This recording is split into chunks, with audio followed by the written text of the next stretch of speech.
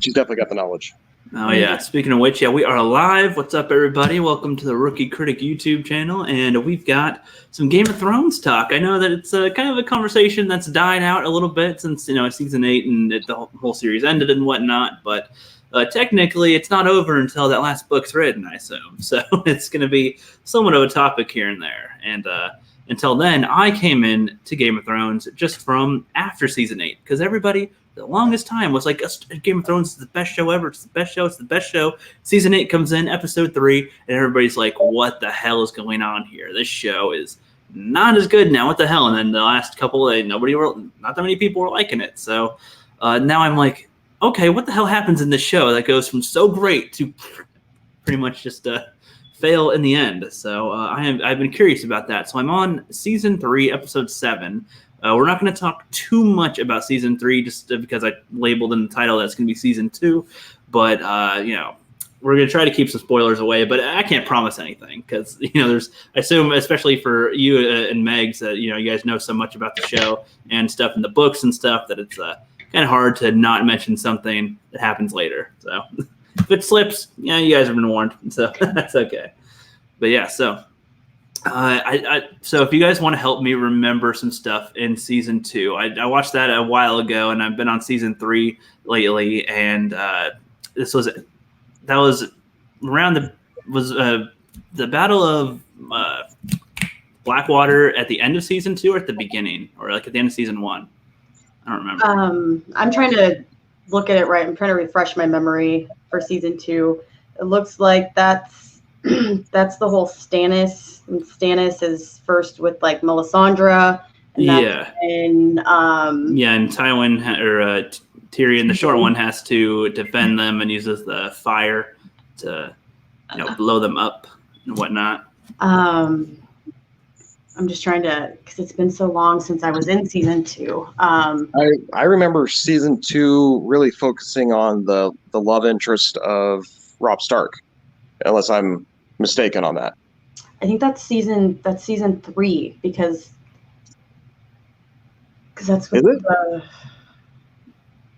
they do. From what I remember, they introduced the love interest of Robb Stark in Season 2, and then in Season 3 they do show her around a lot more, quite a bit. But I don't think she's been a huge focus.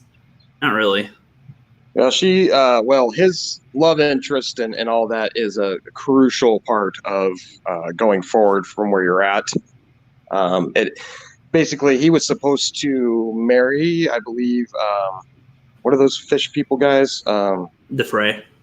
The Frey, yeah. He's supposed to marry one of his daughters. Like, they make a pact. Doesn't that happen in Season 2? Yeah. Season 2 is mainly about Joffrey. It's mainly about Joffrey. And so it's Joffrey's time to shine in Season 2, right? Yeah, a little bit. Yeah, from where I'm at, where I'm at in Season 3 is where Robb is going back to actually marry the Frey. It's after the Kennards or whatever have disbanded. Or the other group went away. But anyway, so I'm liking this a lot more than I thought I would. My first attempt to watch Game of Thrones, I watched the first few episodes, and I was kind of like, I don't know, this isn't really for me. Not much seemed to be happening. I was kind of like, I don't really care right now, and I don't know, it's like whatever. Like, but people you like are gonna get killed. I'm like, yeah, but I don't know if I care, But then it did kind of toward the last 2 episodes of Season 1. I was kind of like, okay, now you're kind of getting my interest here. And then Season 2 was a pretty good domino effect of getting me a little interested. So I am invested now. The first season's definitely kind of slow paced because it's all the character building and all of that. But Season 2 definitely starts to ramp it up a little bit. I'm just trying to get the quick synopsis so I can bring my head back. I'm trying to get about Game of Thrones a little bit in my heartbreak. But there's a lot of marching and traveling and sitting around a little bit, but in good ways. In a good way. A lot of character stuff. I hate Sansa right now. Yeah. Every time she's on screen, I almost want to fast forward. I'm just kind of like, can I just have, I don't know. It's so boring to me. She's always at the verge of tears. And I'm just like, can you do something? She's like, oh no, I'm just so sad here. And I'm like, you said that the whole time.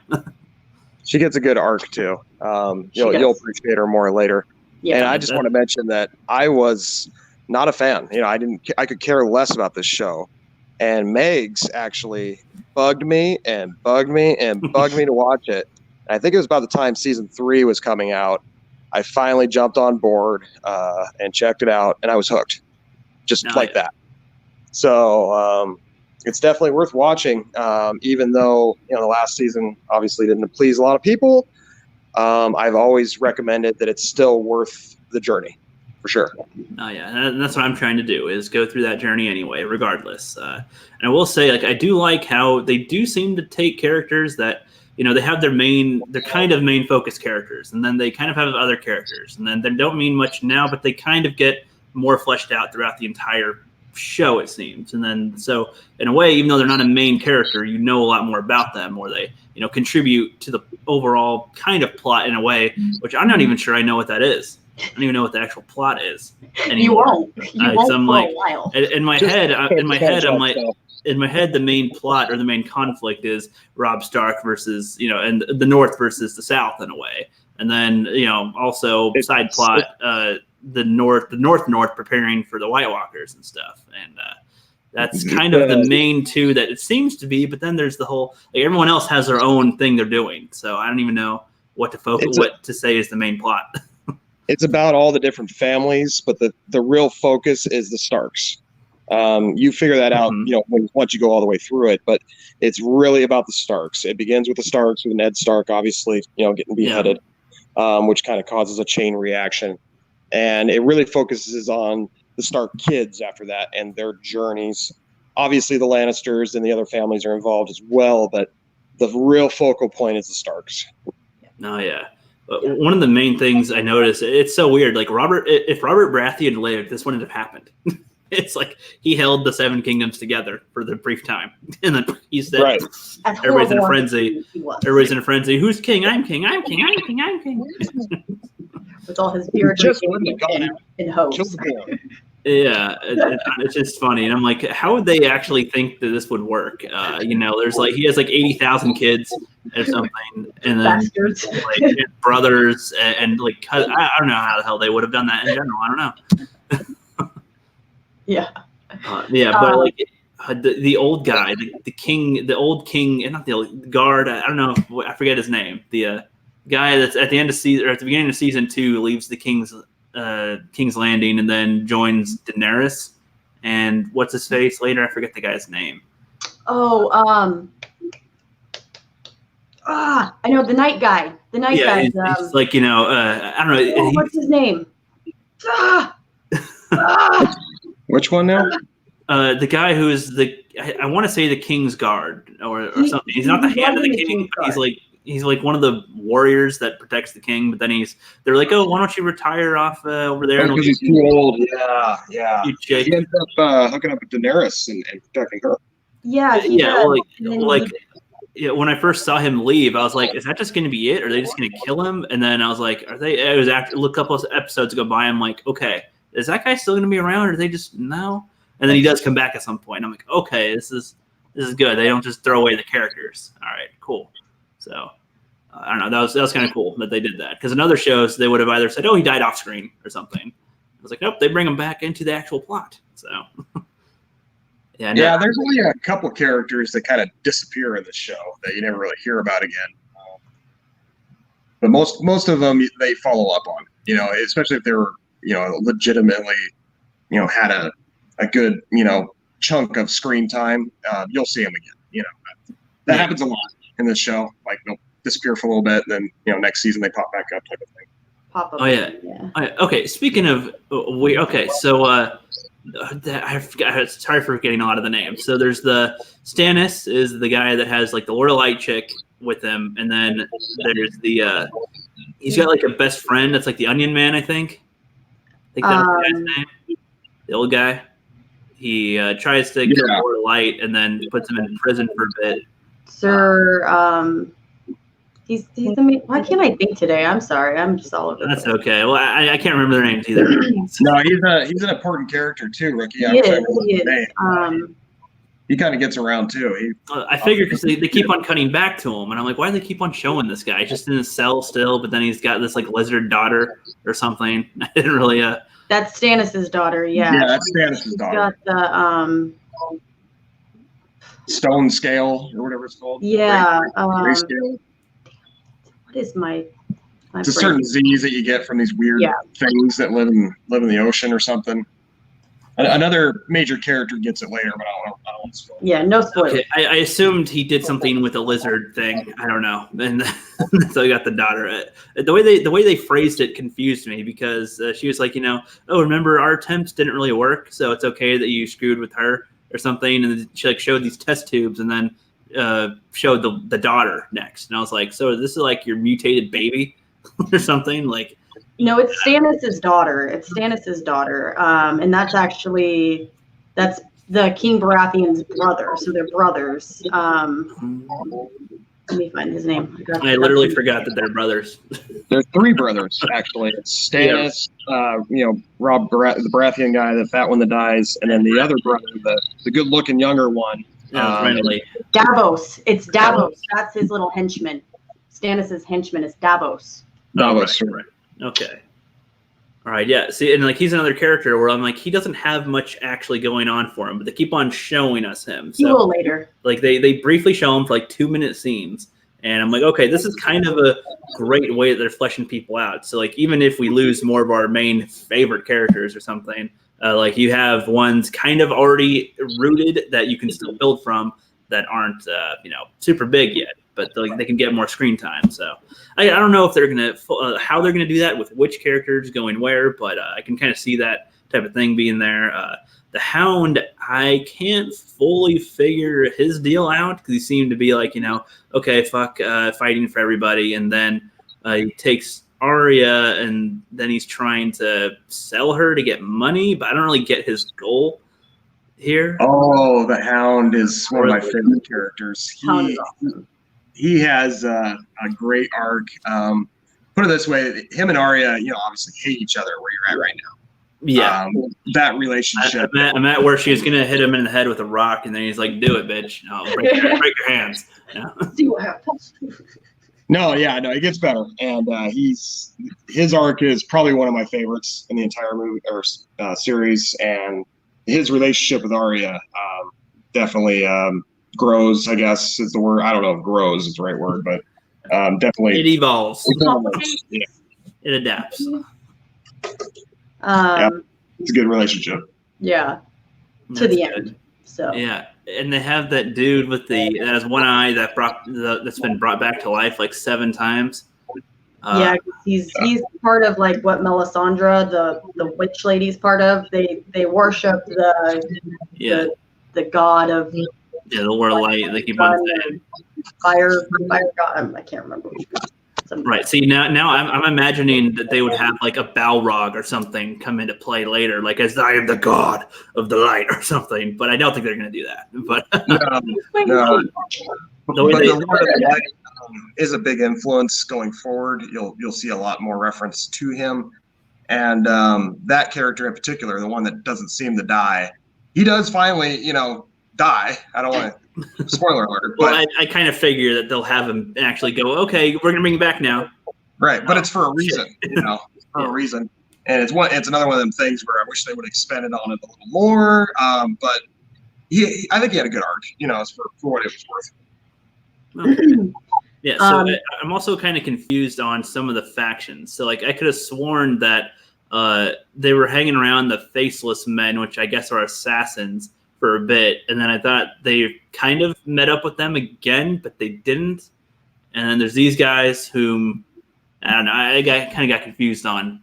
So like the cult group that's following the Lord of Light is just a random just group of followers, kind of. They're not their own actual faction because they're trying to do trial to the Hound. They're trying to like do a trial to the Hound for crimes.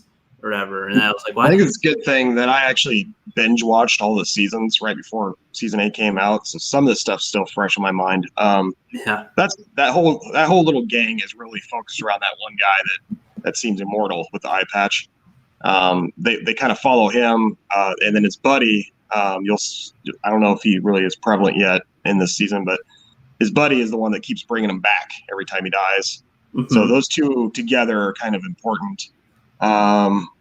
And Arya gets involved with these people a little bit too, which there's little hints that you'll see going along, especially with the Lord of the Light type stuff, that kind of set up what's going to happen at the end. Yeah. Okay.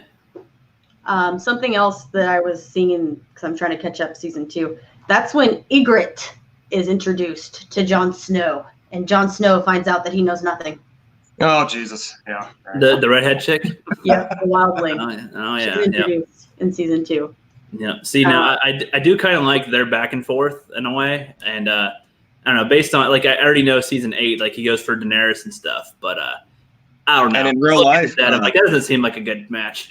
They're actually married in real life. Yeah, they got married in real life. The actors, Kit Harington and the Rose lady that plays Ygritte. Oh wow. Yeah, see, they seem like they have good chemistry, kind of like a better thing. Yeah. She was like, "Oh, you always following your rules and blah blah blah," and she's calling him a bitch every time he says no to something. He's like, "I'm not a bitch," and just does whatever.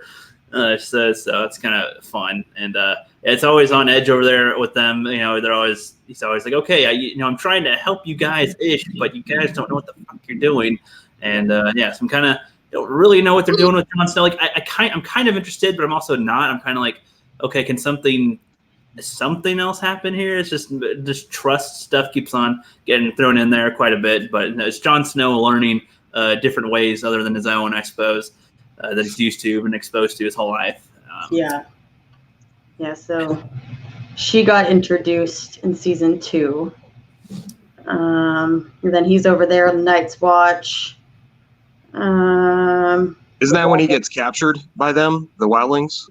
Yeah, that was earlier in season 2. Yeah, and then Right. they go to the base, then he joins them. See, I'm past the part where some of the guys in the Night's Watch kind of betray the fat dude that has like 1 million kids.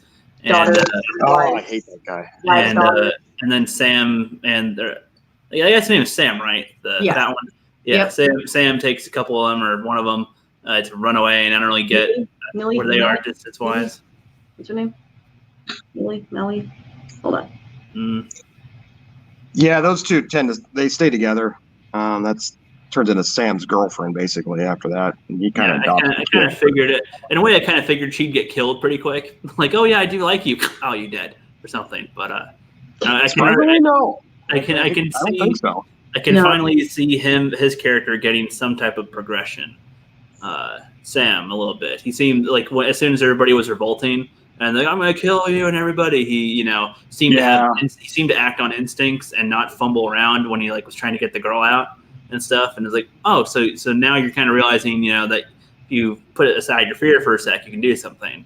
And put it this way, Sam finds out who Jon Snow really is. Oh, the truth that Jon doesn't even know, type of thing. Yes. Yep. Okay. Cool. Well, they say he's a huge reader or something. Yeah, he gets sent to a huge library at one point, where he starts doing some real digging and finds out a bunch of stuff. Oh yeah. It kind of sets up the whole Jon Snow character arc towards the end. Okay. The last few seasons. Yeah, I'd say as of right now, Jon Snow isn't too interesting yet, but it's obvious that they're pushing toward him to be a main character at some point. Like honestly, as of now, if you were to ask me, I would not say he's even a top 5 main character yet. No, you're still in the Robb Stark era. You need to get to the Red Wedding, rookie. I feel like that's where it all changes, I suppose. Big time. See, I was trying to predict what happens there because even though I know at the end of season 8. I don't know who all gets killed here now. So it's like I know that Jon Snow is a survivor and he's not even in the wedding thing. Sansa, I know she survives. I know I actually don't know who else survives that's present in King's Landing. I assume that's where the Red Wedding is supposed to take place. I'm pretty sure the short guy lives. Nope. What? Nope. The Red Wedding is the King's Landing. Probably the most influential part of the entire series because when it happened, I remember specifically, and this is about the time Megs really got on me, that the media blew up about it. Like, oh my God, did you see the Red Wedding? And so everybody started talking about Games of Thrones after that. Before that, it was kind of known, but it wasn't like as popular. Yeah. But when that Red Wedding happened, Thanks. that's when it blew up. It was the game changer of the series, I suppose. It was. Yeah, so like I don't know. I don't even know. Things done the right way. Yeah, well, it's like I don't even know who's gonna be there. Nothing rookie. Yeah, I know. It's like I don't know. So like I'm trying to nothing rookie. Yeah, he says. Yeah, well, it's like so I'm trying to guess. So I know that Rob is gonna get married at the fray. So that could be a potential where he dies, maybe, or I feel like Catelyn Stark would die there, something around there, maybe. I don't really know who dies at that moment there. I mean, now the Hound's away, Arya's away. They're all away from the actual wedding. I would say that's where Joffrey gets killed, but I feel like now they'd probably want him to be around a little longer, maybe. I don't know. Just go don't get attached to the dire wolves. That's all I can give you advice there. I've heard that Snow's wolf is pretty much the only one that survives the series, Ghost. And Arya's, but you only really see her once, I think, after she lets her go from season 1. Yeah, they don't bring it back. See, that would have been kind of cool too. That'd be a random moment, like 8 seasons later. The wolf comes back. It's like what? Pretty much. It was very random. Yeah. Oh yeah, but I do like how the show is like it is that slow burn-ish to kind of get you into this world, and it feels like at first it feels like it's so medieval, but the more like history they release with it, the magical stuff they do with it, it almost seems like in a way they're kind of like a really advanced city, like an advanced time in a way, just without specific technologies. So I do kind of appreciate that. Like with their fires, they can make huge bombs pretty much. With their, dragons, they can have these huge creatures, do that. I'm also at the part where Daenerys is preparing to take over one of those cities or something. She's got her unsullied army now and is trying to take over this other city, but they're kind of figuring out how they're going to do that. Yeah, Daenerys doesn't really get her prowess until them dragons get a little bigger. And then she starts becoming a big factor. Yeah. I assumed so. But I'm also at the part where Joffrey's like, "Are there dragons over there? I don't know if we can do that." And Tywin, or is it Tyrion or Tywin is the father? Tyrion. Tyrion. Oh, Tywin's the dad. Yeah, Tywin's the dad. Okay, yeah, he's just like, "Shut up, little worm." Whatever. He's like, "Why are you holding your small council meetings all the way over there? So I don't have to walk all the way over here. Why can't I come over there? You'd make the king walk all the way over there." He's like, "I'm sure I can find somebody to carry you." Just like, he's trying to be a little king, and he's like, "Dude, you are the king, but you don't mean anything. Like I'm doing this."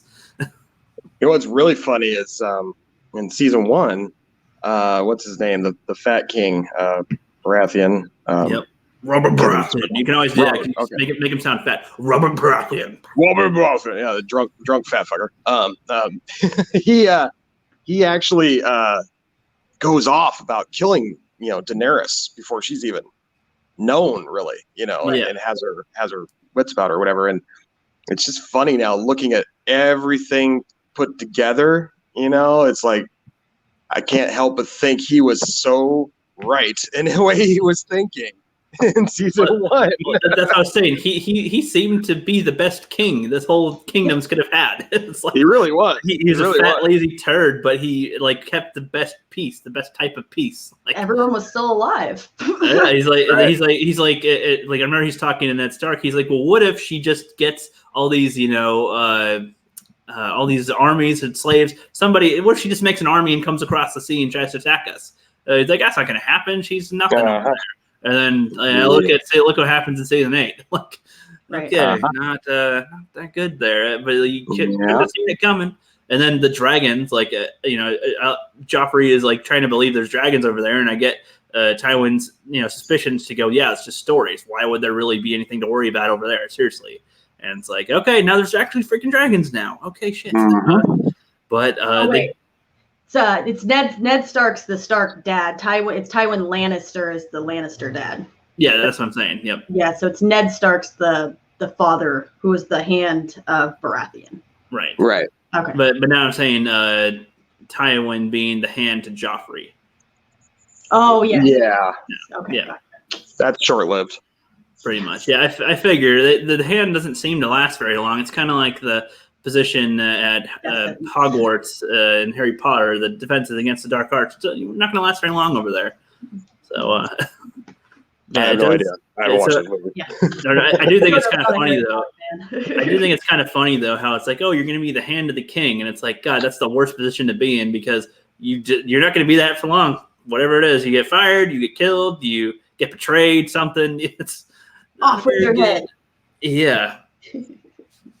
Oh, and yeah, I'm trying to figure out still kind of the bald dude that I always forget his name. Varys, is that the bald dude that had the spider, the whisperer, everything?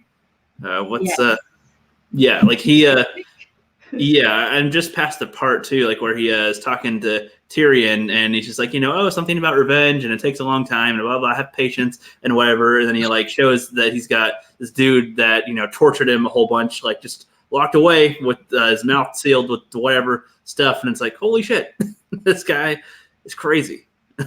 And I don't know. So I'm like, okay, he's obviously important here, though I know what happens to him in season 8. And whatnot, which that does seem like a very weird ending for him, but yeah, I don't know. I'll have to see how that adds up when I get there. He's kind of wishy-washy throughout the season. You can't really get a good feel on him. He's this way and then he's that way, so you never really know with that guy. The one you want to keep an eye on is Littlefinger. Yeah, he's got his fingers in all kinds of pies. Oh yeah. And speaking of Littlefinger, I'm just at the part where like his kind of motives are sort of being revealed, like how he wants to kind of cause a war to rule everything in a way, like to get his hands in the north and be able to have his hands in both the south and north and be able to kind of in a way control everything via that way. Yeah. And whatnot. And he's infatuated with Catelyn Stark. And eventually that was clear from the infatuated with Sansa.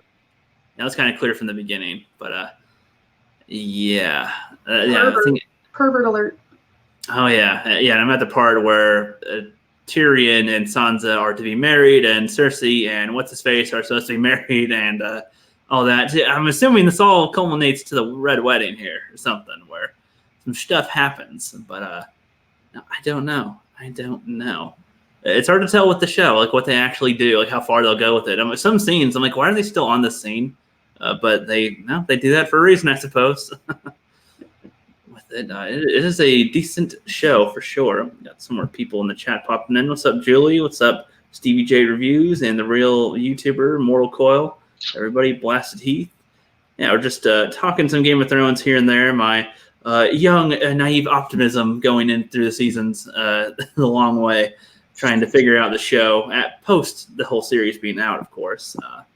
Sorry, I can't wrench for you today, Rookie. You're okay. I can only multitask so much. It's a smaller audience today, so it's all good. Oh, I figured as much, yeah. Yeah.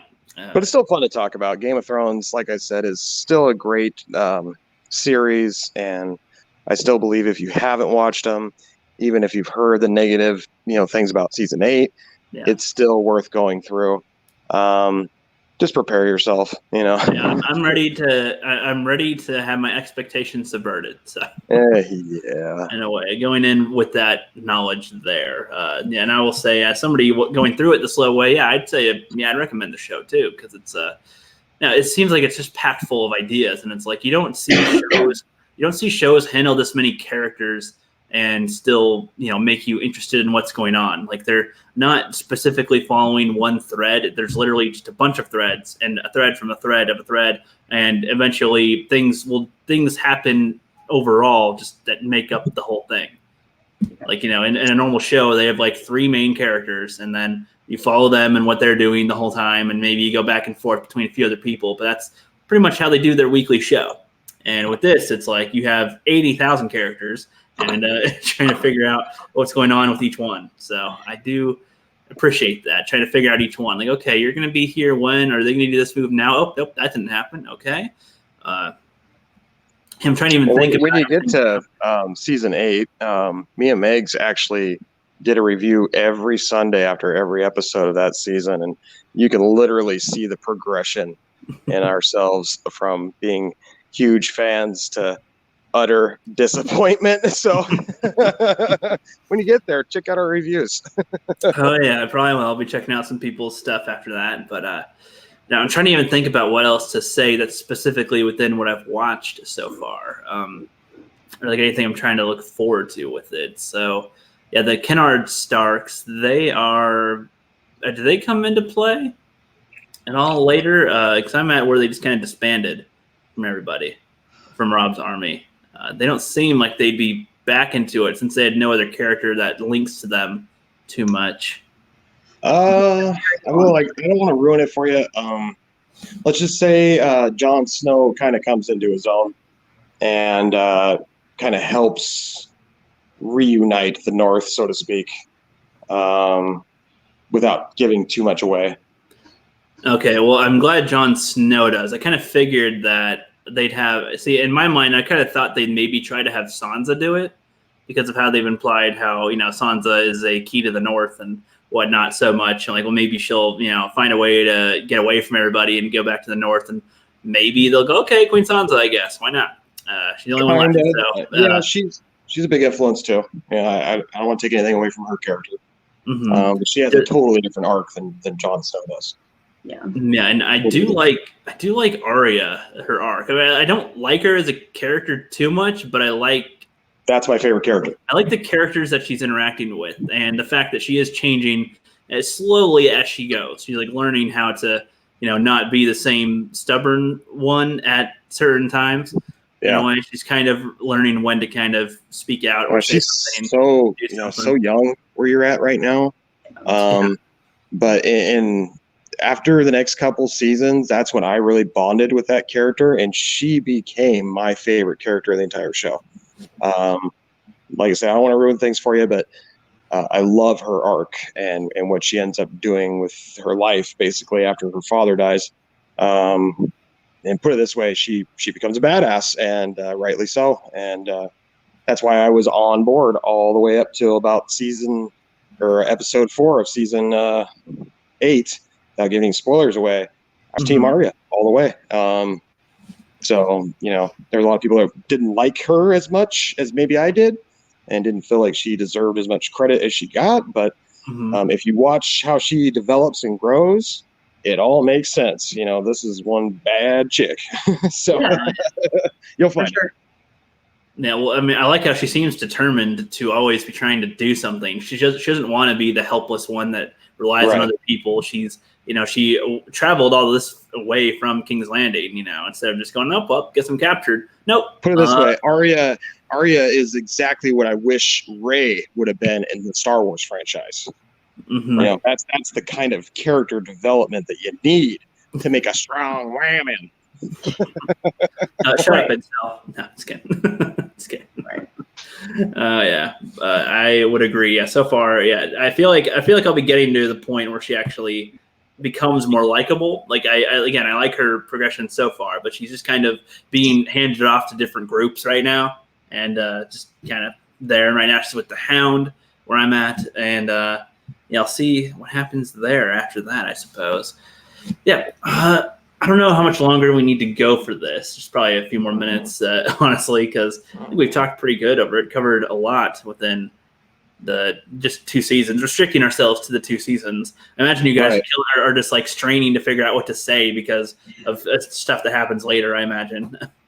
When you told me you were going to do the stream, I thought you were going to be like, oh, we're going to talk about all of Game of Thrones. Then I get on here and you're like, oh, no, I'm only to season 3. I'm like, what?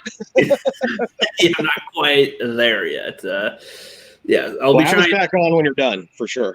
Oh yeah, for sure. But yeah, I've been trying to do like little updates here and there to so people can see how it is. The way Proper Jeremy and Brandon Moist said that I am with this is that I give people where there's so much negativity and everybody is hating something that they like because they fuck it up at some point. They when I'm talking, they can look back and go, oh yeah, there are still those things that were good. So. I think Immortal Coil actually just finished his wrap up of all of it too, if I remember correctly. And he seemed pretty pleased with it up till 8. So, like I say, it's definitely worth watching. If you've never seen it, you should sit down and watch them because it was some great TV. It was. It is. Yeah. Speaking of proper, he's in the chat now. What's up, man? But Jenny. Oh yeah. Yeah, so I am on vacation, and there's not too much to do around here. I pretty much finished the actual things that I need to do for like financial stuff and whatnot. So I might have a whole day where I just binge some Game of Thrones. So we'll see. Do it. Hey. At least I figure I at least got to get to the season 3 part, so I can do a stream with that, and you guys can finally talk about that again. The Red Wedding for sure. Yeah, man, get past that part. That's a pivotal point in the entire series. What year was season 3 out? Where 2012 that was season 2. I have it up right now. I can tell you. Okay. Let me look. I'm trying to think about how the internet culture was at that point to talk about stuff. 3. 2013. 2013. Okay. May and June. March, April, May, and June of 2013. Oh yeah, I assume that changed the game. You see, I saw the South Park version of this the stuff. They did like 3 episodes where they were copying Game of Thrones, kind of, and the Royal Red Robin wedding or whatever, and the bloodshed at Christmas or at the Black Friday sales. Yeah. And whatnot. I love that. Watching it now, I do get more of the references, so that is pretty funny. Definitely. If Kenny, they've like the little rat like howling by him. That's supposed to be the dragons. When they have all the people going like zombies. See that they're just making fun of zombies in general. Like, oh, the crowds are like zombies. Nope, those are like the White Walkers, I guess. Okay, so that's a little different. And he's like, no, everybody really liked him. I'm like, why does he keep on saying that? Just because some characters they like got killed or something? Nope, because that's just what they do. He's like, I had my wife and kids and whatnot. My boy, he died last year, but maybe we'll do this time. He gets killed. It's like, oh no. All right, well, I'm gonna do you a favor right now, Rookie. Don't invest too much emotion into them White Walkers. Okay. I know that part, which is why in my Game of Tomatoes thing, I built up like, the White Walkers are going to show down against the Tomatoes, but or the Skywalkers anyway that I had. They're going to face them down. Nope. So like, they were defeated as quickly as a mid-morning breeze. And then just back to the action. Yeah. Oh yeah, big time. But yeah, so I don't think there's too much more to go over with these. I know it's pretty limited with just talking about the first 3 seasons. Mix has her figures up right behind her there. I can see Jon Snow and Daenerys, I think. Right? Did I buy most of these for you? Yeah, most of them. I'm such a good big brother. Oh yeah, you're okay. Most days. That's good. But are you guys looking forward to their I heard they're going to do a continuation of Game of Thrones, like a prequel or something. Are you guys looking forward to any of that? Or are you guys going like, no, don't do this? I don't know. We'll see. I mean, I don't want to throw it out now because I haven't seen a trailer or anything yet. I mean, who knows? I could blow our minds. We'll wait and see. But do you like having the mystery of what happened then, rather than just okay, let's show you guys what happened with everybody, or would you rather kind of wonder what happened and let that be what you know? Hold that thought. Okay. I'm not sure. Like Megs, I think read the books, so she might have a little more knowledge on that. Okay. Yeah. These are the books. Yeah. Okay. Just for a little. Okay, there are so many characters in the books that are not even mentioned in the series. Okay, there's like a bajillion, hundreds of characters that are never even mentioned in the TV show. Wow. So I can't get this crap out. Oh shit! Crap. It's all good. So I just got to show you how fine print. Like these, so small. Wow. So thick. There are how many pages? Hold on. So the first Game of Thrones book is 826 pages with Yeah. all of print. So there's That's so the much first one. lore that they do not even put in the series. So I mean, it's there. Wow. Do you think that the show would be better, like after the 8 seasons that they did, that if they added anything more, do you think that'd be better or worse if they tried to add more to the show? Especially since now that they've gone off book once, who's to say how much they'll go off book again? I don't. They ruined season 8 so bad. You know, I don't. Well, that's what I'm saying. It's like if they went back in time and they tried to do something, do you think they would go with how the audience receives everything now, or how they could? Well, no, I mean, would they go to how the audience receives things, or to keep it as good to the lore as possible to the actual books, and make that, or throw in their own things? Because now it's a whole different game when they're not directly adapting something. Right. If they're taking the history from it, that's one thing, because they'll alter whatever they want to make it fit with what the audience currently likes, or with how the ratings went or whatever. So that could be good or bad, just from my opinion on it. Well, I believe Martin hasn't dropped his final book yet, which people have been clamoring for forever. And once that finally gets released, at least we can have some kind of context to compare with, which might, spark some kind of, reboot. Who knows? Maybe a movie, something like that. But they better do it soon, because all these characters are obviously going to age, and we're not going to be able to bring them back to play those roles after a while. So I don't know. But yeah, he needs to drop the damn book. It's everybody's been waiting for that forever. Oh yeah. We got John Talks in the chat right now. What's up, dude? John Talks. I know John Talks binged the whole Game of Thrones season before season 8 started or something, and then he, was able to respond that way. So I'm kind of doing something similar, but after the fact, and I'm not really binging it all quickly. It's still taking me a while. I got interested in checking out Game of Thrones after the fact, after everybody said they don't really like it anymore. I'm like, let's still check this show out here. So I've been going through it. I'm on season 3, episode 7 right now. Even today, I might try to actually catch up on some, because it's been like a good 3 weeks since I watched an episode. So, I'll try to catch up. Everybody's itching for the Red Wedding stuff, for me to finally reach that point. So we'll see. Yeah, you need to see that. That's crucial going forward, especially talking about this stuff, because there's so many spoilers I can't say right now because you haven't seen it. So you need to see that one. Yeah. I know you guys are restraining. John Talks like, I wasted my life. So much time. 2 weeks at least. Yeah. I feel bad for you on that. See, I don't feel like it's a waste so far. Like what I've gotten to so far with it, I'm glad that I watched it. And I feel like even when I reach the inevitable disappointment of season 8, that I'll still take away the good stuff that I like leading up to it. So, and we're preparing you for it too. So, because all of us had to be shocked when it happened, It was like, oh no, at least you got, you can kind of warm yourself up, be like, all right, this is going to suck, but I got to get through it, So yeah, I wish we could have had this. I wish we could have had this for The Last Jedi. Have a lot of people that saw it beforehand, like way ahead of time, and could go, no, guys, don't watch it or don't like it. Just be prepared to hate it or something. So we can go, okay, okay, I get it. Okay, cool. Well, I'll say it now. Everybody, be prepared for episode 9. It might possibly suck.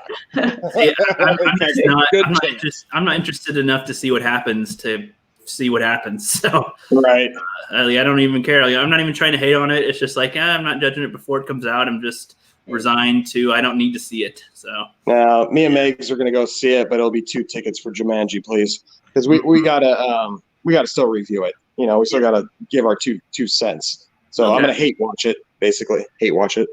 Yeah. See, like I would do that, but I don't want to review it because I get articulate and I write it out, and I don't want to spend that much time on another. If it's a disappointment or not, I don't even care. I don't know. Hate typing. Personally, yeah, pretty much. Your computer doesn't deserve that. Yeah, shameless plug here, Rookie. I actually, my last video I uploaded was an interview with my son, who's 9 years old. Yeah, I watched that one. Yeah, and if you haven't seen that, it's great great to listen to because it gives you a perspective of a child that has no idea about politics, really doesn't understand political agendas, and still understands it was a garbage movie. So, I mean, if you can't take the word of a 9-year-old child, then I don't know what to do for you. It's, yeah, so well, I anybody liked defending it because it didn't sound like you were leading him on to reach any certain conclusion. You're just saying what you're saying, and he gives his own reason. So it wasn't. Like you can ask Megs. So that was good. That's Meg's nephew. You can ask her. That's how he felt. And he was a huge Luke Skywalker fan. Huge. We had lightsaber battles at his 4th year birthday party, Jumping Castle. It was on my Facebook memories the other day, actually. Yeah.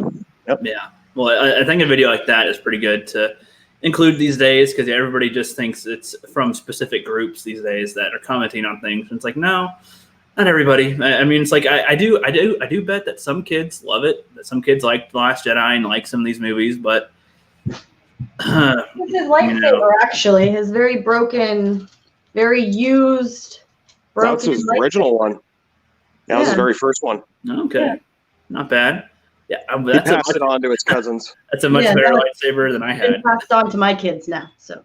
Yeah, that's a much better lightsaber than I had. I had the one that was very small. I almost called it an ice cream cone type of hilt, and it would go down to the little bit, and you can kind of whack it open and have. It only had a light bulb switch for like a glow in the dark type of light bulb thing. That was pretty much it, and I mean they're kind of durable-ish. Like you could smack each other's head and not die. So we're good. And to be on the trampoline and poke each other's eyes out with it, pretty much, and whatnot. So those were fun. Yeah, we did Darth Maul lightsaber too with it, but that one sucked because the things would not the sabers, the blades wouldn't stay out very well. No, you have it closed, and they want to close in half the time. And I'm God damn it, just stay out. Stay out. Yes. Yeah, my kid had to have every color, every design lightsaber. He was so adamant about every lightsaber, and in fact, one of the last ones I got him before the horrible Last Jedi came out. Old Santa Claus dropped over $100 on a Yoda FX lightsaber. And that's his favorite one to this day. And he still plays with it a little. But man, is he jaded. Poor kid. Oh yeah. He just wants Luke Skywalker back. Well, is that too much to ask? Yeah, I don't know. Well, maybe at least now he'll, having experienced that at such a young age, he'll be able to go forward, kind of ready for the worst in a way. Maybe they'll make the experience better sometimes. Being ready for the worst, but maybe when it's good, you'll get the best. So we can only hope. Could be. It could be. You're my only hope, rookie. My only hope. Yep. Yeah, I'm trying to be a filmmaker myself now. Like I don't know. I want to create something one of these days. The stuff I make on YouTube isn't like the type of movies I would want to make, but it's all I can do with what I have. Like I can't literally make like a CGI thing or a huge costume thing. Even I don't have any actors to work with. I don't have any cameramen to work with. So, well, I'll tell you what. I'll watch the Rookie's Quest every day over any of these latest Star Wars movies. So you're on the right track, buddy. Yeah, I appreciate that. I had 132 total cameos in that whole trilogy, in the entire trilogy. And that's counting. I made sure not to count repeat appearances or anything. Just any contribution of dialogue. 132 total. That's awesome. That's a lot of work. Yeah, that's a lot of work. Yeah, a lot of work. Yeah, my Twitter inbox is so full. I think I need to delete some conversations so I can start getting the size back. And my email, I'm glad I created a second email so that people can just submit things to, and that has like 50 emails in there. And it's my hard drive on my computer is just full of folders for part 1, part 2, part 3, energy. All these other things. I left out a good 10 or so people in my episode 3 because I was so tired editing. And I stood up for over 24 hours, and I just forgot to add like 10 people to the giving me energy part. So yeah, I remember talking to you that day before, I believe, and you even said it. You're like, I'm going to be up all night editing this thing, and I'm like, oh man, you poor guy. I was like, hang in there, but you did it. You hit your deadline. Yep. That was the main thing. I'm trying I set goals like that so that if I have that type of real job, with filmmaking, I can set the goal and try to meet it. You can't just go, oh, let me push it back. Let me push it back. Or I see it when, real studios push back their dates. I'm like, what are you doing? Like, just you set the date, do it. Be punctual. Don't be late. Be tardy. Do it. You said you're going to do it. Do it. Yeah. You're done. And that's what we need. That's really what we need. We need more creators to come up with original content. And like me, for instance, bringing out El Pelro de Rovera and the whole, fiasco, Meg's getting harassed by CNN. And, I just threw a bunch of little snippets together between Twitter and YouTube to kind of create a little story for people to follow. And people loved it. The feedback was great. And I realized that, people want to be entertained and they're just not getting it from these movies anymore. So it's up to us now. Yep. I agree. And I mean, that's the thing with going forward with TV shows and movies. I mean, there's going to be more and more disappointments. I mean, there might be some gems here and there that'll come out, but for the most part, might not be what we want for a while. I don't know how long it's going to take, but it's got to be our generation or some people in this generation to start getting up there to make them. So yeah, hopefully I want to be one of those stepping stones to get up to creating something that people will like and enjoy to put out there. So, you're definitely admired, Rookie. I from all the people I've talked to in reference to you, they always point to Rookie as, look at this guy and look what he's doing and look at how well he's pulled all these people together to collaborate for one thing. And it's an amazing achievement, and don't downplay it at all because, like I said, this is what we need. Stuff like this to bring the channels together. It helps us grow, helps us notice each other. I just from your movies, I have noticed 2 or 3 other channels that I had never heard of before, and I went and checked them out, and they're pretty cool. So this is the kind of stuff we need. So I appreciate all you do, brother. Yeah, thanks, man. Yeah, I'm hoping, and I do like how people still call me the Rookie. It's like I want that to be the thing. Like, if you want to know how to do something, go to the Rookie. He's the best. You don't know how to do something, the Rookie will help you out. He's the master. And it's like just take the name Rookie on its head. Like I said, I'll be a professional film director someday, and on YouTube, still call me Rookie. It'll become the name, not the title, pretty much. For sure. Oh yeah, that'd be great. That'd be great. Yep. Thanks, John. Yeah, and I like when I have the collaborations from people all together. I like being able to have very small channels be in the same thing as really big channels. Like people that are in episode 3, which was the majority of the people, get to be in the same video as Doomcock, as other big people. So that's cool. And in episode 1, I think episode 1, I had the most cameos from larger YouTubers. I was able to get Odin, John Talks, Jesse Milestone, Josiah. Pretty much got a lot of people in episode 1. But yeah, I like that. I love the fact you got Doomcock to go in full garb and headdress and everything. That was probably one of my favorite parts from one of the bigger channels was Doomcock. Well, he sent me audio, and then I used clips from him to put over that. Okay. Yeah, it still turned out great.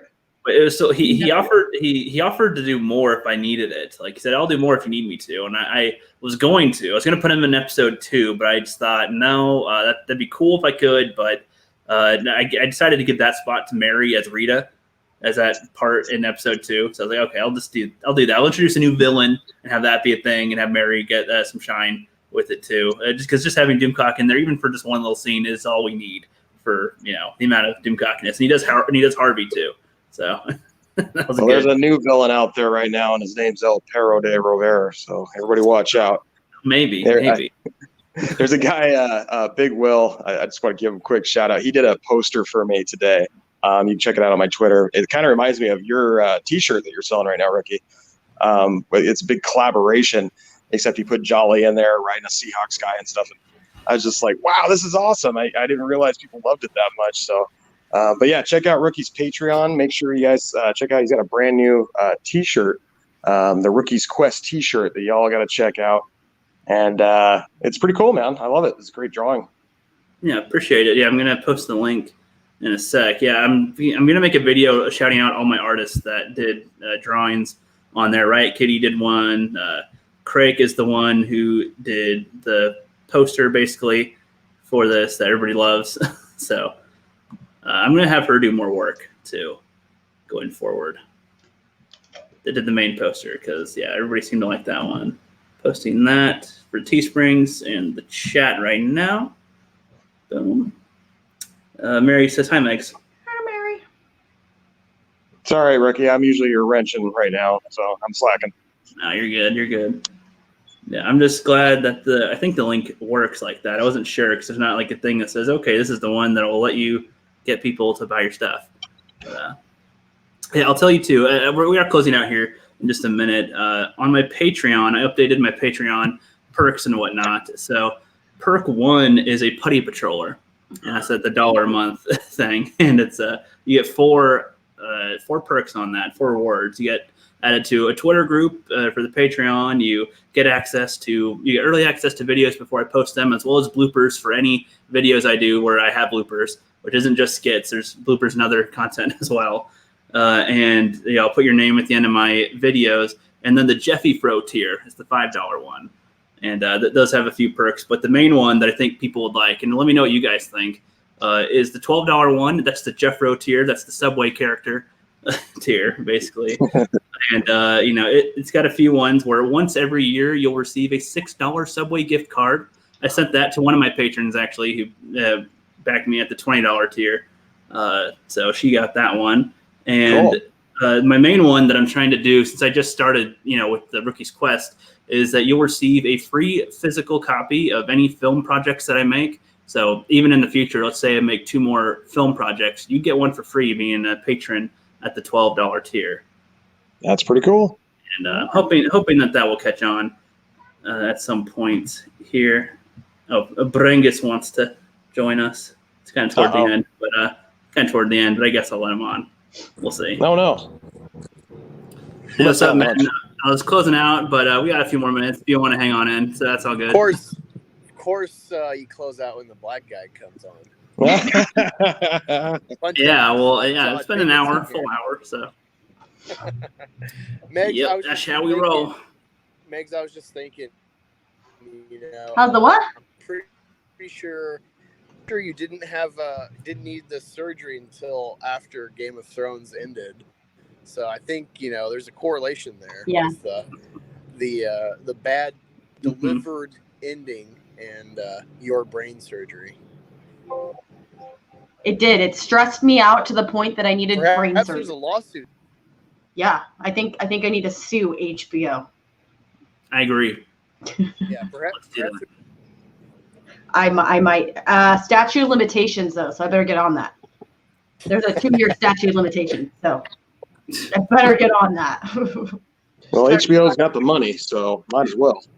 Yeah, they probably have their hands full of things like this, You caused my brain to slip into my spinal cord. How dare you? Yes. You made my collectible toys drop in value. I wasn't born with it. It's all your fault.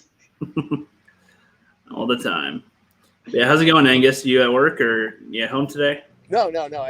We talked earlier. I got off work early to get my kid. It was some teacher bullshit. My wife's a Head Start, essentially like a preschool teacher, and my son's 4, so he's old enough to go now. But I need to pick him up supposedly early or whatever. But it's not a normal thing I can do every day working construction. I thought it was important or something. It was just like, meet his teachers for 5 minutes, and look, he made a fucking egg carton caterpillar. It's like, that's cool arts and crafts, I guess. But I'm just like, I don't know. Like there's a lot of shows like Incredibles, where they talk about rewarding mediocrity and making everything a trophy and stuff. Like, now I'm starting to have to, actually address this with my child. So I'm just like, fuck me, But glad to be here with fellow bigots. And I was wondering what was your favorite character from season 3? I don't know if I have a favorite from season 3 specifically, but I will say that Jamie is starting to rub me the right way. Oh, he's not as that's right up my alley. Because I was assuming that he was going to go some generic type of route where he's just, still kind of a douchebag. But, he's obviously kind of changing, kind of seeing things differently than how he always did. And I didn't see it as, he comes from a privileged family. like in this case, like actual White rich, privilege. actual rich family and all the land and stuff. And like the whole time, he's like, I'll give you, my father will pay you for whatever if you let me go, and all these things. Saying this whole time, and then he gets his hand cut off, and it's like, oh shoot, now it's serious. Spoilers for people in the chat that haven't seen past season 3, but yeah, that was when that happened. I'm like, holy crap, okay, damn. For other characters though, I'm curious about the guy that Stannis keeps in his basement right now, but I forgot his name again. Sorry, who? The guy who's learning how to read. That's Davos. Yeah, Davos. Yeah. Oh, Davos. I feel like he'll be. I feel like I'll like him soon. He seems to be that type of character that's going to be underdog. Coming back in type of character pretty soon. Jamie rubbing you the right way. You must feel strange with that hand. That was a good one. That was a good one. But yeah, no, I kind of like Tywin. Yeah. The father character or the grandfather, father or grandfather. I don't know what we want to call him, but his attitude toward Joffrey is hilarious. His attitude toward his own kids is hilarious. He's like, my children, He plays a great villain. He's just like, I don't care what your personal things are right now. Obviously, we're at war here. I'm doing what I can to do it. You guys need to just marry somebody, and you guys are bitching at me about this. Like, I've been alive for how many years, and I'm single and an old man. Like, fuck off with your problems. Rookie, watch The Golden Child with Eddie Murphy. He plays the bad guy in that movie as well. Golden Child. Okay, yeah, I might actually see what more of the actors in, because he does a really good job, I would say. Tywin is also in 2 other movies of interest. He's the doctor in the prison in Aliens 3. Oh, that's right. Aliens. And he's also a overarching villain in the new Godzilla series. He's in Godzilla 2. I just watched that last night. Yeah, he's actually I'm like, how did you not think to market him? Warner Brothers owns Godzilla American rights, and they own HBO with Game of Thrones just ending. Right? Like, how did you not market him? Along with 11, missed opportunity, but maybe they thought, okay, we'll ramp him up for number 3. I don't know, but yeah, he's got a good presence no matter how big or small his role is. In The Golden Child, he literally plays Satan himself, like the devil, in a carnate, human form. So you got to see him in The Golden Child. I believe that was one of his first big roles, but he did a great job. It's with Eddie Murphy, though. Yeah, I know it's a comedy, but it's still good. You got to see. I'm imagining fart jokes followed by something. No. I don't know. This was before Eddie kind of got into the Nutty Professor days. Eddie Murphy has some good stuff under his belt. I'm not going to say he's bad, but there's quite a few that I've seen. I'm like, what in the hell am I watching?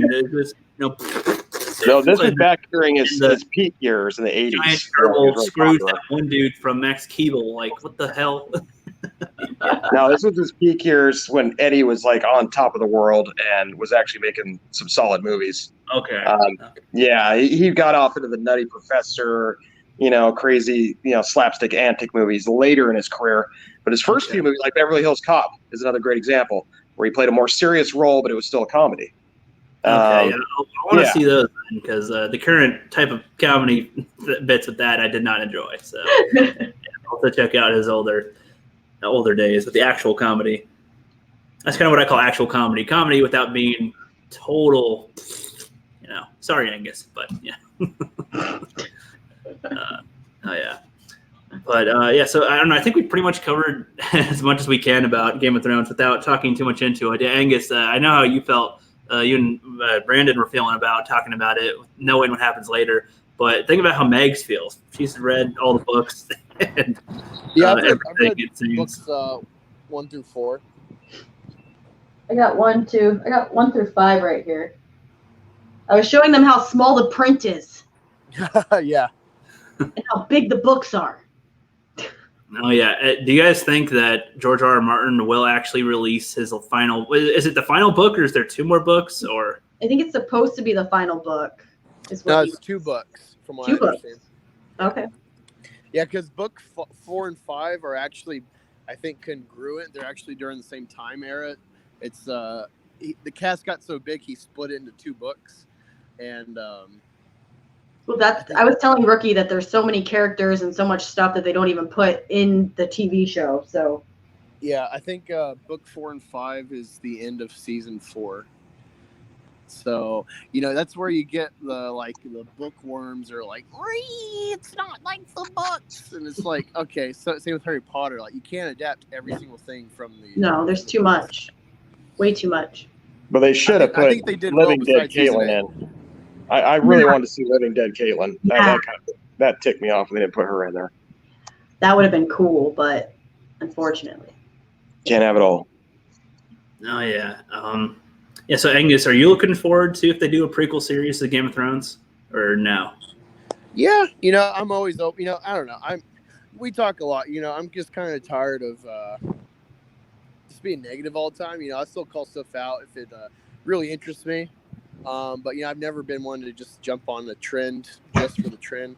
And if Game of Thrones, despite what they did with the delivery of season 8, I like the story overall. I think it offers something interesting with Martin's whole, fiction should still say something true. And I'm wondering what that truth is if that's the case with season 8 and the end of the series. So, I don't know. Overall, I'm open to this prequel series, although they've hampered, I think, a lot of people's willingness to come and watch from the beginning. I don't know. It's a fun universe, so despite that ending, I want to explore more. I don't want to leave. It's like Middle Earth. It's like if you can do it well, like The Hobbit is definitely a downgrade from Lord of the Rings, but it's still Middle Earth. It's still Peter Jackson. It still has that magic. However muted or however stylized or, for lack of a better word, corporatized or what have you. I just want good content, So I'd like to point out me and Megs went to every Lord of the Rings movie together. That was one of our things. We used to go every Christmas Day. And we thoroughly enjoyed those movies. And I think we went to see the first 2 Hobbits together. I think the third one we missed because she was pregnant or something at the time. But those are great stories, too. So, I mean, if you haven't seen those, you need to watch them, especially the Lord of the Rings. Definitely. Yeah, do you guys think that, having more stuff added to the, finished franchises, let's say, you think Lord of the Rings would have been better just being kept that trilogy and then not redo the Hobbit one as well in the movie form? You think it's okay that they did they did that? I think with the Hobbit, I think Guillermo del Toro was supposed to direct them, but something came up he couldn't, or they didn't pick him. I mean, regardless if he would have made them, I mean, do you think that it's still good that they did it, or it depends on how they do it, kind of? Oh yeah. I just think same with Lucas, same with Ridley Scott's Aliens. I love what they add. They add more to question and stuff, but I think the same creator sitting on a creation so long and then coming back to it, I think you're not hitting the iron while it's hot. You're sitting on it, and now you're trying to be cognizant of the magic that people liked and recreate that instead of just being pure like you were the first time. So Yeah, that's why I wish Del Toro could have done The Hobbit, because it would have been a fresh take on an established presentation. But I don't know. I'm always open for more stuff if they can do it well. I would say more times than not, they add stuff to these series that just makes it more interesting. Minus the only thing I can really think of that really hampered a series completely was The Predator. Yeah, more is usually better unless it's Star Wars. Yeah, I mean, that's kind of what I'm trying to grapple with is sometimes I think it's good when they add a lot of stuff, but then it's with some things, I don't need to know, I don't want to know exactly what happened, because then it kind of leaves out the mystery of wondering about what happened. I feel with Star Wars, again, with Solo, they didn't need to do that. Right. Let's say they make a Yoda origin story. It's okay, what was the point of that? Why? Well, to add on to Angus's point, I'm a huge fan of Aliens. Alien and Aliens are some of my favorite movies of all time. And when I heard Ridley Scott was coming back to do Prometheus and all these prequels movies, I was excited.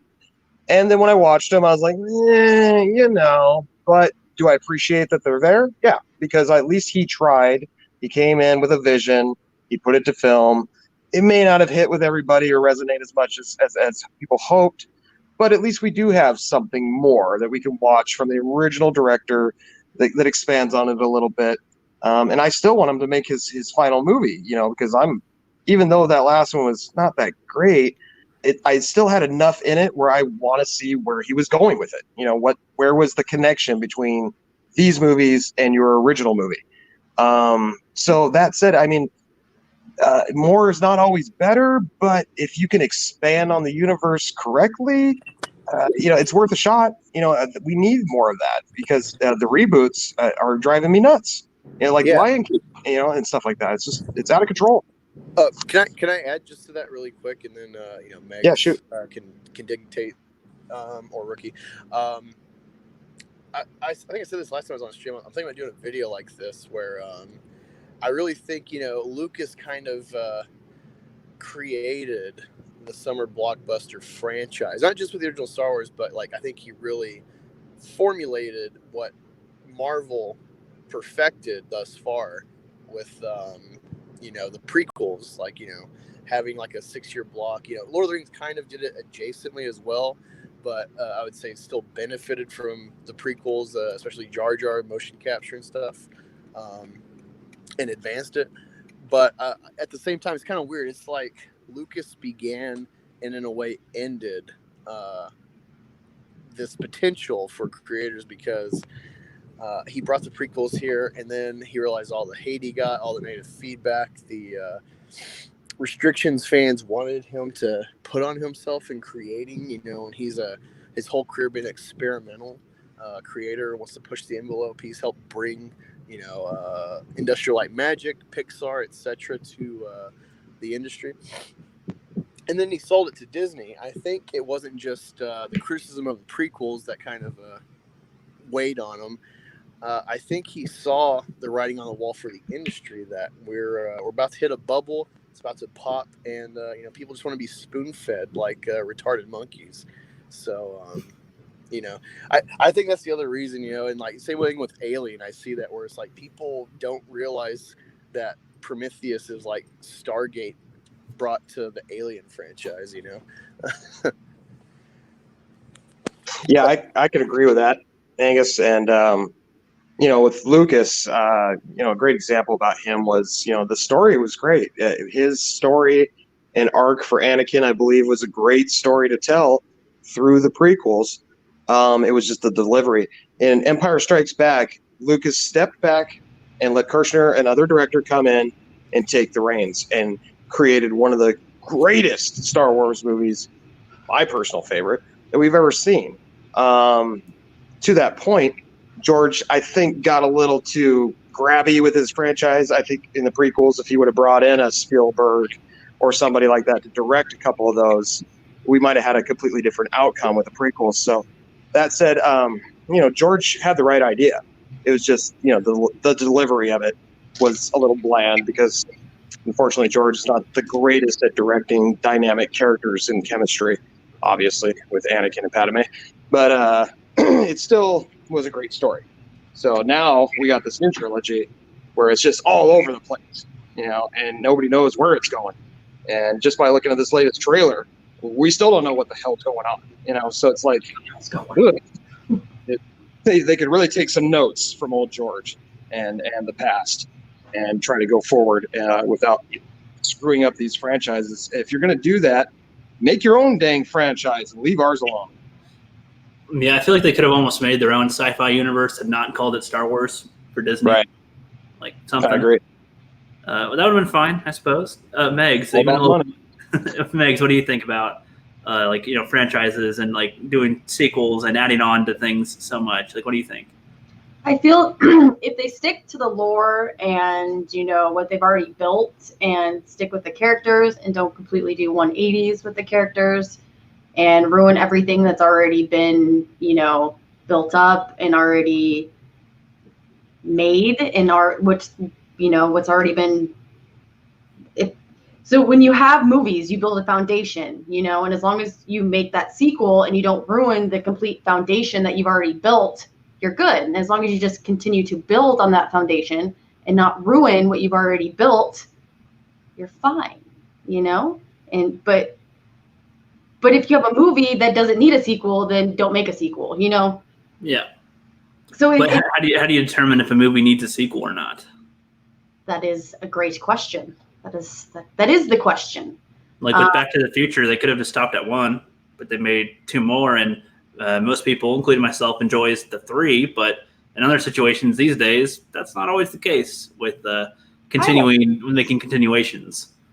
See, and that's the fine line that you know, that's the problem, because I like all the Back to the Future movies, you know, but some people don't. It's all just going to be a matter of opinion, and it's going to be different from person to person, and that's why we have so many differences in opinions. But I think that as long as you stick to the lore and you don't ruin the characters and flip them all 180, that's your better choice to go if you decide to do a sequel or a threequel or a fourquel or whatever the heck you call them. Quadruple, quintal, yep. Yeah, you know. So as long as you don't ruin whatever has been fundamentally already made, that's your best bet to go if you decide to do whatever it is you're doing, you know? Don't ruin what's already been made. Don't piss all over what's already been done. Respect the lore. Exactly. Respect the lore. I agree with that, but with that in mind, now what are your guys' opinions on reboots, on remakes? If it was done 100 years ago, maybe. Like, should there be a specific time for like a reboot to be made or something? I got a great example of this, Rookie, and it's my favorite movie of all time. There was an original version of it that was made called what was the original? The Thing from Another World, I believe, was the original version. Black and white, very very poorly done because it was a guy in a rubber suit type of thing back then. Then it was redone about I want to say 25, 30 years later by a man named John Carpenter, and he made The Thing, and it is an actual reboot. A lot of people don't know this, but it turned out to be. And at the time, it wasn't well received because it came out right next to E.T. and it was like, ooh, we got this friendly alien and then this nasty one. So right, but over time, you can take your kids to see one, not the other. So right, but over time, it's become a cult classic. And like I said, it's my favorite. The special effects in that movie stand up to this day, and the story arc of it is brilliant. The isolation factor of it, and just the everything that was put into the plot really resonates. So.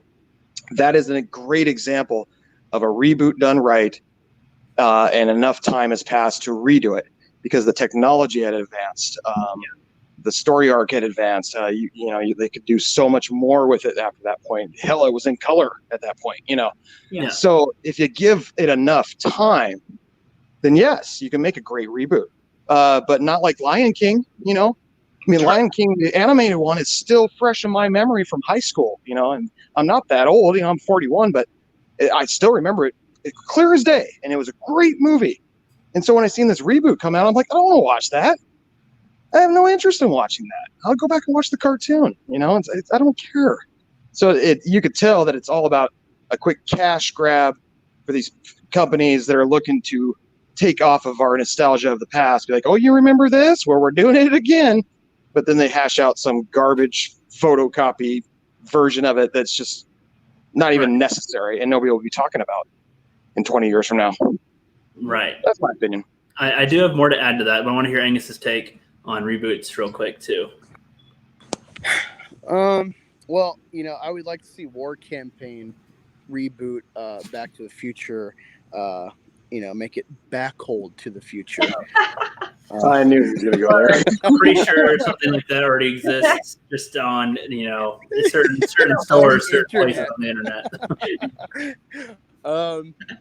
I don't mind. Like, I don't have a scorched earth policy about anything with entertainment.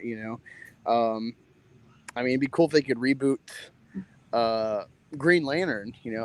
I'd be fine with Ryan Gosling or Ryan Reynolds still as Green Lantern, having read a few Green Lantern stories since I've gotten into Comicsgate and stuff and followed Ethan, but it's just all about the creator, and it's really, I would say, is it a director or a producer with a vision, or is it a corporate mandated type stuff where it's like you gotta do this, gotta do that? The problem you see with Avengers: Age of Ultron, a movie I love, but when you hear Joss Whedon talk about, I had to do this, but I tried to do that, and I gotta put this in and set this up for this thing. Same thing happened with Gareth Edwards in Rogue One. You hinder art, and so that's kind of my limitation, is let the creator create. Exactly. Okay. Yeah, I like that. Going on with what you guys are saying is like, my idea is kind of like, Aladdin. There's like, Angus will be back in a sec. Probably his signal sucks sometimes. With like Aladdin, do you know there's like 100 versions of Aladdin, like movies that exist out there, and like the Mummy. Yeah. And the Mummy, there's like tons of different versions of the Mummy. Dracula. From what I can tell, those are all technically reboots or just different attempts from different creators. Some are from different countries and whatnot. So, like, I don't know if there needs to be a certain amount of time that's there, but I do feel like if you are remaking or rebooting something, that you should have like original and or past materials credited in like either the end credits or at the beginning, or say, this is a reboot from blank movie, check it out, something. Because like, I don't know. Like, I never watched The Thing, but I'm pretty sure those who watched it didn't know it was a reboot from a previous movie. So I think it'd be cool is if in reboots, people would advertise for the previous one that came before it, so they can take a look at the original piece of art. Because otherwise, then I don't really mind as much. Even with the new Lion King, be like, this is a remake of one that existed then, and it was a good one. Go check that out. This isn't the official or anything. Ghostbusters. I'm not a huge original Ghostbusters fan or 2016 or anything, but I feel like, in 20 years from now, 30 years from now, who's going to know which one was first? Will they remember the Bill Murray one? If they watch the 2016 one, will they know what came before that? There should be something in some type of way that it's released. I would think they should, recognize, what came before it, so that people, like, again, the further away we get from the beginning of film, the harder it's going to be to remember what came with the beginning of film. And I feel like, if we're adapting older stories, we should try to keep that up in current ones. I'm actually old enough to remember going to the theater and seeing Ghostbusters, and that movie was a blockbuster when it came out. Everybody had to have the soundtrack. Everybody loved the music. It had to. Everybody, us kids wanted to play as Ghostbusters during, recess and stuff. Right, of course. So, and I see this new one, and they make queef jokes, and just sabotaging the special effects, and for me, it was like, if I would have been that age again and watched this, it would have not had the impact that the original did, because they brought in great actors, they brought in a great story. They kept it as serious as it needed to be for what they were trying to portray. And when you reboot something and you just make a slapstick comedy, flash in the pan about it, people are going to see it and they're going to point it out and be like, this is garbage. Bringing in the original characters to have them just get waxed, like what they did to Bill Murray in that. Oh, they threw him out the window. To me, that was just kind of like another Rian Johnson middle finger type of situation. You don't do that to Bill Murray. I mean, he was the most beloved Ghostbuster of the original franchise. It's stuff like that. And now look, they're bringing them all back. The ones that are still alive. Dan Aykroyd, Bill Murray. Megs was even talking about it yesterday on her Midnight's Edge about Winston having just a great time making this new movie. And so, if it's done right, we can enjoy it, but don't do it for just cheap slapstick effects or a quick money grab, because we're going to call you out.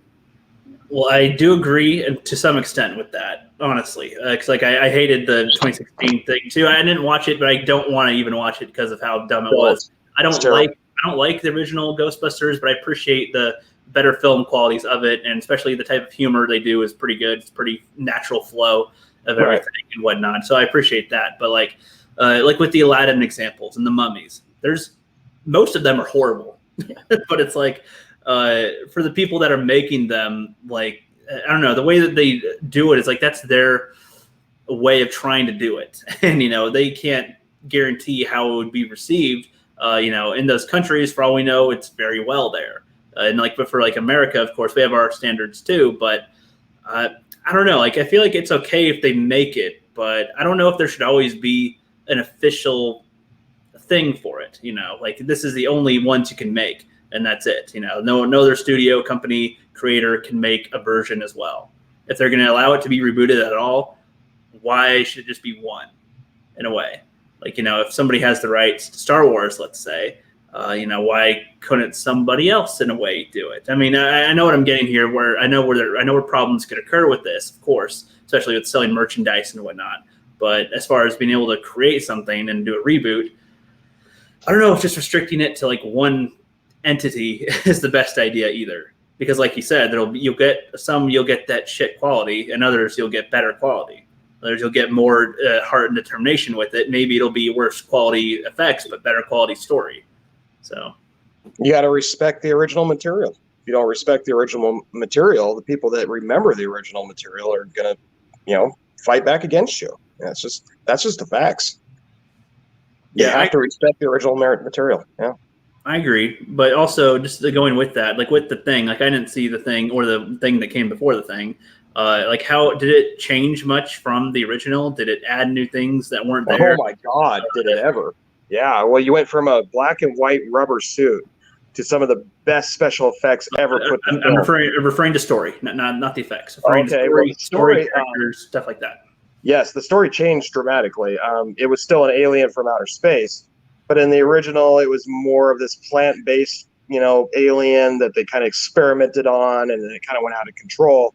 The new one, the story changed a bit, where the alien was actually so hyper-evolved that it could literally turn into any organism that it touched, which was a great premise. And then, of course, in the original, the old black and white one, you know, you had these scientific doctors that were on a, you know, this Antarctic scientific place, but in the remake of the thing, it was an all male cast, not one female in it, and a lot of people would be like, "Oh my God, you know, toxic masculinity, blah blah blah."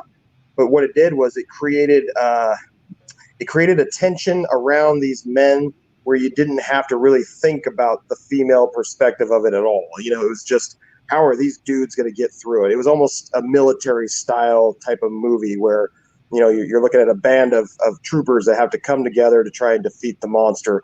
So the storyline definitely changed, it evolved, but the initial points were still there. The initial, you know, steps that the original movie took were still there. They just evolved them and created a better storyline around it.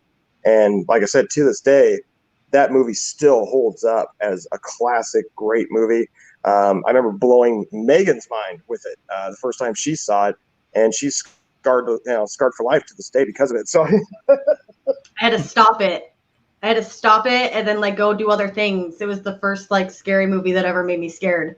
I had to stop it and go do other things and come back and then press play. And then I'd sit there and I'd stop it and have to go do other things and then come back and press play. Now that's a good horror movie. It was the first movie that ever scared me. So yeah, So there's only one movie that's ever done that to me. That's Exorcist. So you know it's good. So you'd say that the thing still respected its source material, even though it's vastly different than the original piece? Yes, and then they made a prequel after that, where they tried to explain what had happened right before John Carpenter's The Thing, and they went to they promised us practical effects, which everybody loved from the original, and they dumped their CGI in it. They threw a strong whammon in it, and it fell apart. And so now you don't hear anybody talking about that other thing, you know, which it was called The Thing, but it's actually a prequel to John Carpenter's movie, explaining what happens at the Norwegian camp. You have to watch the movie to understand, but it was terrible. It was terrible. And I was very disappointed.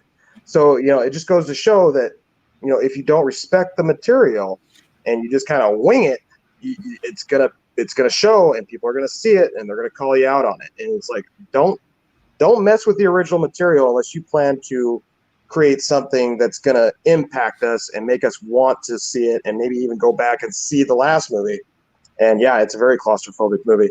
And if you're not doing that, then what's the point? Make your own idea. You know, make your own movie. Create your own thing. Leave our franchises alone, unless you can improve on it and make something better. That's where I'm at. Okay. Hey, Game of Thrones, by the way. Yeah, it's kind of turned into a talk about film in general. Yeah. That's the kind of streams I want to do more often, really. It's like film topic streams in general instead of just about, what's going on right now with whatever movies coming out, Star Wars. We're not going to have any Star Wars specific streams in the future. They'll always be brought up, of course. I was just about to switch it over to Angus, but he just dropped out again. But yeah, so with that, I think I'm going to close out now. Do you guys want to, say anything about your own channels or projects? Oh, come on. He's back. Oh, you back. I was just about to throw it over to you, Angus, and then you drop out again. What the hell? What's up? Are you there? Angus. You got some beef over here. I don't know. Pull the beef out of your mouth, Angus. We can't hear you. Nope, still nothing. Dead air, man. Dead air. Nope. Okay, so do I?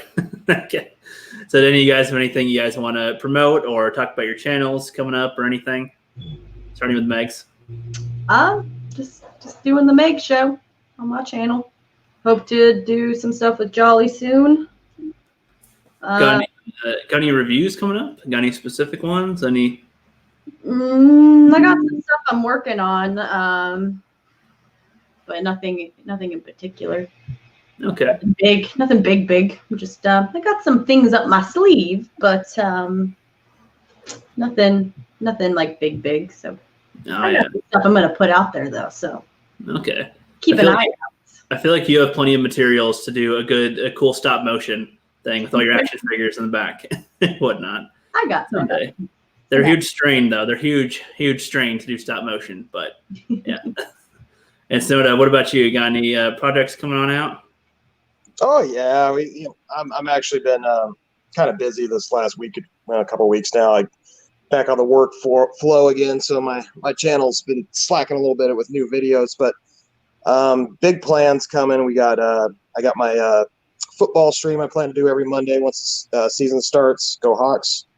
We'll be talking some football, having some good guests on there like Ryan's Outpost. He's already agreed to come on, and Angus and people like that. Even you too, Rookie. And of course, we got Jolly Meg show. We need to do a solo review, which we haven't done yet, but we got Rambo coming up, which I will be there opening night, and I will be reviewing that movie with or without you, Megs.